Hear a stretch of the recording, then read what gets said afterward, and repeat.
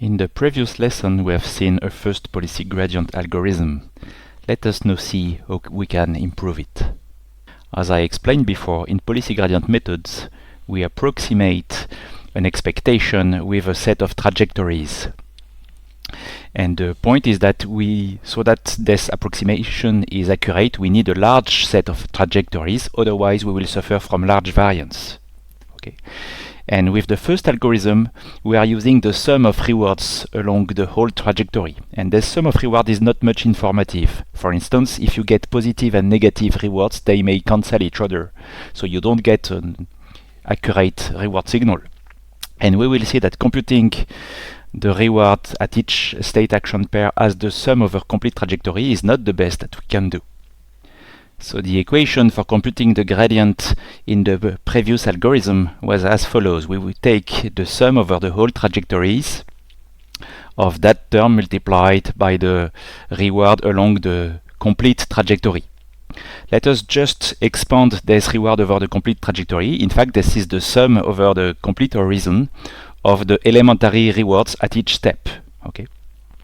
And now let's have a look at the structure of this equation. In fact, we have something which is dependent of the current action at the current state times something which is over the whole trajectory.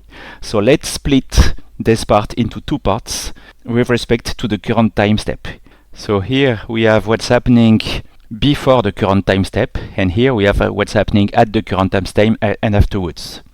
And the key idea here is that the past rewards, so those rewards, do not depend on the current action. So taking them into account so as to improve the policy at the current time state is not a good idea, because you won't change the past reward by changing the policy. Okay. So it is a better idea to ignore that term and to consider this formula for computing the gradient of the utility function. Again, this is explained in Peter Abill's video here. So this gives us the second algorithm, where we do the following. We take a trajectory exactly as before, but for the last time step we will just consider the last reward. For the time step before, we will consider the sum of the last reward and the previous reward, etc., backwards, until we reach the first time step where we take the complete sum of rewards over the whole trajectory. So this is exactly as in the first algorithm, but the sum is incomplete and we compute it backwards so as to accumulate the sum backwards. Okay. And by doing this, we have slightly less variance than before, because we ignore the irrelevant rewards. We can do even better by discounting the rewards. This was the previous formula. And the idea is that we can reduce the variance by discounting the reward along the trajectory. So we define a discount factor gamma, that is a number between 0 and 1, and we multiply each reward by gamma to the power of something that depends on the current time step. So this is exactly the same algorithm as before, but instead of just taking a sum of rewards backwards, we take the sum of reward, but we multiply the previous terms by gamma, and we compute this backward until we get the sum of gamma to the power of t minus 1 times the current time step reward. And that's an even better algorithm because it reduces the variance a little. In the previous slide, the log gradient of the policy was multiplied by that term. Okay, but if you think of it using standard knowledge from the previous classes, the discounted sum of rewards can be rewritten as the action value function of being in state st and doing action at. This is just rewriting. This is the same as this. So we can rewrite the previous equation this way. Okay, and it's not a new algorithm because we obtain this number just by doing backpropagation of the rewards along the trajectory, as I explained before. But if you look at this equation, it suggests that you could compute the gradient just knowing the current state and the current action if you have a way to approximate this Q value instantaneously. Okay, and that's what we will see in the next slides, and that's the key step towards actor-critic methods. So instead of estimating the action value function as we did before from a Monte Carlo method, what we can do is build a model of this action value function through function approximation.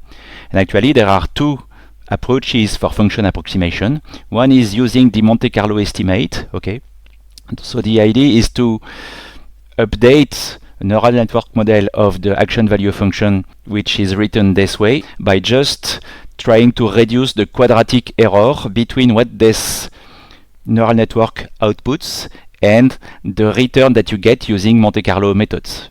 So you take a set of trajectories, so a batch of trajectories or a rollout, you compute these sums over the trajectory, and you try to minimize the difference using gradient descent between the output of your action value network and this return. Okay, and you do this for the whole set of trajectories. A completely different approach is the temporal difference estimate. Again, you have a neural network estimator for your action value function, and you will try to fit it using instantaneous state, action, reward, next state data, okay, that we call samples. So using those data, you can compute what is called the temporal difference error using this formula. Okay, so you take the reward plus gamma times a function of what your action value function says about the next time steps minus your function at the current time step. Okay, so that's the temporal difference error, delta. Okay, and here the function can be different. So if you are using Q-learning, the function will be the maximum overaction of the Q values of the next state taking the action. Okay, whereas if you use something which is more actocritic, you will rather take the action of the current policy at the next time step for doing the same calculation. Okay, and we will see when studying TRPO and PPO that to compute those estimates, either from a Monte Carlo or from a temporal difference approach, we may need some regularization to prevent large step in the action value function parameters. Okay, and these approaches are called neural fitted Q iterations, and they are studied in those two papers. So to summarize what we have just seen, there are three approaches to perform gradient updates. One is just using Monte Carlo with a direct gradient, so we use the accurate Q function, not as an estimate, just by using Monte Carlo and over trajectories. Okay, and here you have some data. You directly compute the gradient with the equation that you have seen before. We get a new policy. We compute a new batch of data, etc., etc. And otherwise, we have approaches which use a model of the Q function. So one is, I will call it Monte Carlo model. So you get again a batch of data similar to this one, but here you compute a critique, so an estimate of the Q function. You update your policy with respect to this critique using the equation that we have seen on the previous slide. And then we compute a new batch of data, etc. So that's very similar to this one, but we are using critique using Monte Carlo methods. Okay, so that's the Monte Carlo estimate. And if we use the temporal difference estimate, that's called the bootstrap method, we have a critique, we get a new policy.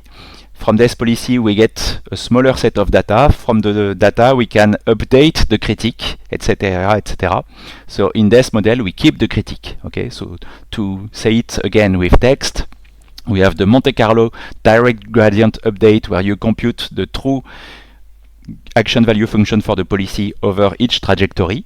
We have Monte Carlo update with a model where we compute a model over rollouts using Monte Carlo regression. The point is that we will throw away this model after each iteration. And we have the bootstrap method where we update also this model using single step samples with temporal difference methods. And the key difference is that here we will keep this model over iterations. And what is very interesting is that if you use Bootstrap, you will see that we will update everything from the current state. This will be very useful to define actor-critic methods and off-policy methods. Okay, so in the next lesson, we will continue by adding a baseline. So if you have any question, don't hesitate to ask.